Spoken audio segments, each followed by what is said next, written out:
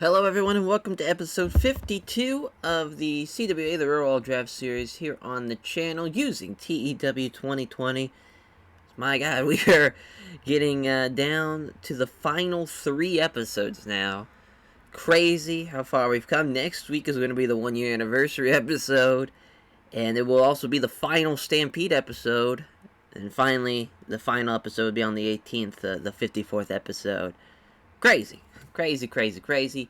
But before we get to all that, we gotta get through this show. As there's a GWC International Openweight title match. This is going to be Roderick Strong defending his championship against Bryan Danielson. Those two obviously faced off in the Storm Memorial Cup Classic. They had a banger of a matchup.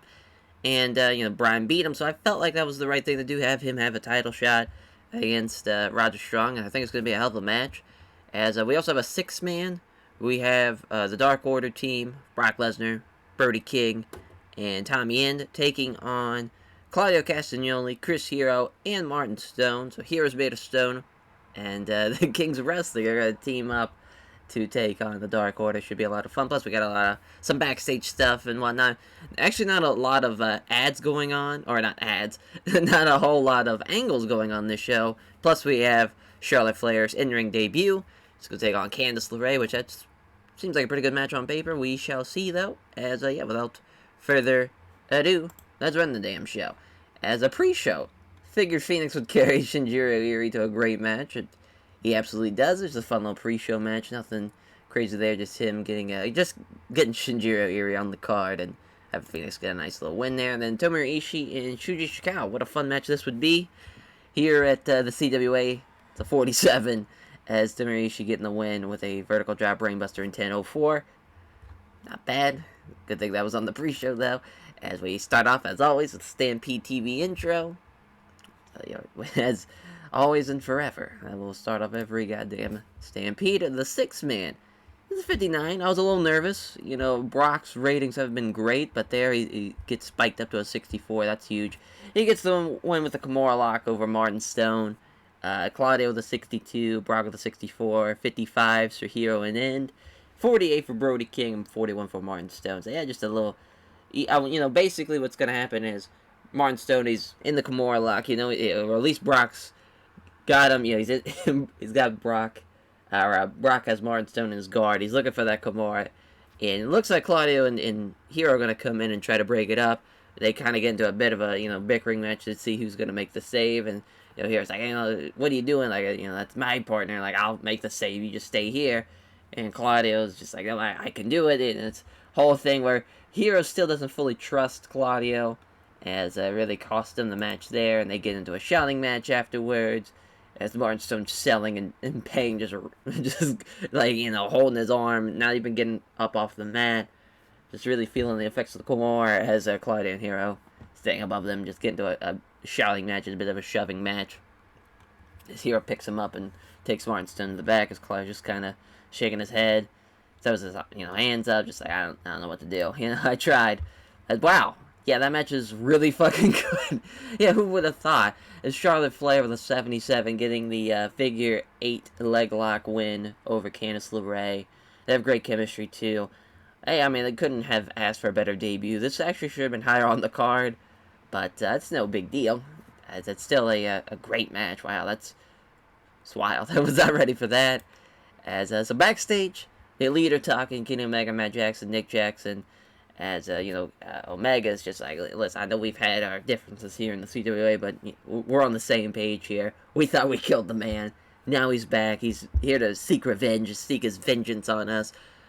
We have a title match. Kenny Omega's talking about him and Ibushi next week.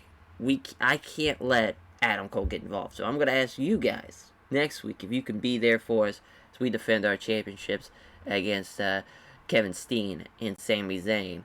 As they're, Matt and Nick, they kind of, talk about it amongst themselves, and they're just like, yeah, we'll do that. That seems fair. We're the ones who got in this mess, and we're going to end this mess. With regards to Adam Cole, just kind of hyping up the next match, next week's matchup, next week's title match too. So that's kind of great for both scenarios there.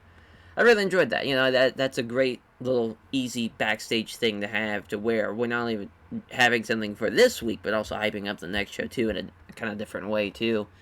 So that was cool with that. And then the graphic for the GWC International title matchup of Roderick Strong and Bryan Danielson got a 65. So I'm hoping the match. I think the match got an 85 at Stewart Memorial Cup's Classic show. So I'm assuming it's going to be around the same thing. Nope, 77. As so about 18 minutes in, Pac comes in, tries to take out Danielson, and out comes Brody Lee from the back. He's like, "This is not. You're not gonna ruin Bryan's chances." So he not only takes out Pac, hits Roderick with the big big boot. Roderick finally gets back to his feet after the big boot into a running knee strike. Gets the win. Does Bryan Danielson is now your new GWC International Openweight Champion. It's actually wild enough. Roderick Strong never had a successful defense. He only had the belt for like 60 days. But, he was the one who stopped Phoenix's reign. So that was just really cool. Just, transitional champion. And now Bryan is the champion. Really, the big thing about this, the reason behind this, knowing that the series is ending, one, to have Bryan have a big-time matchup on the show. And now, with him being the champion, or a champion, rather, GWC International Openweight Champion, this can really add to a whole other dynamic with this. And I think this is going to be a lot of fun to see what he's going to go up against on the Cold Fury show. So that's just going to be interesting. Very, very interesting. 74 is so funny. We're wrapping up the series, and now our ratings are coming together very, very nice. I think also, too, it's because we actually have people that have pop here, so that helps, too. But it's just kind of funny. But, I feel like we got a perfect ending coming up, and you can't really waste that. But, I mean, both big-time matches there got 77s. If it probably wasn't for that post-match shouting contest angle that got a 33, this might have even been better. But I'm cool with it. This is a great rating. Increased that popular. Plus, we're kind of in limbo because we couldn't really increase anything because we went, not understanding the draft process and really how TEW 2020 works. There was a lot of kind of rookie mistakes as far as drafting-wise for this. But now, I think if I were to do this again, probably wouldn't have picked Canada, though. Canada's a tough place to run. I think we're getting the best out of it now. We're after, usually we had great events, but our TVs were kind of okay. Now our TVs are even at the same level as our... That actually might have been our best show ever, to be honest. I don't think so. Oh, yeah. Yeah, it was. Yeah, best show ever. 74, which is kind of crazy. It's a stampede now, but that's the way she goes. I mean, at least we're getting better. You could kind of see that, really the stampede started changing around September, October, when we're really building up, the Stu Hart Memorial Cup.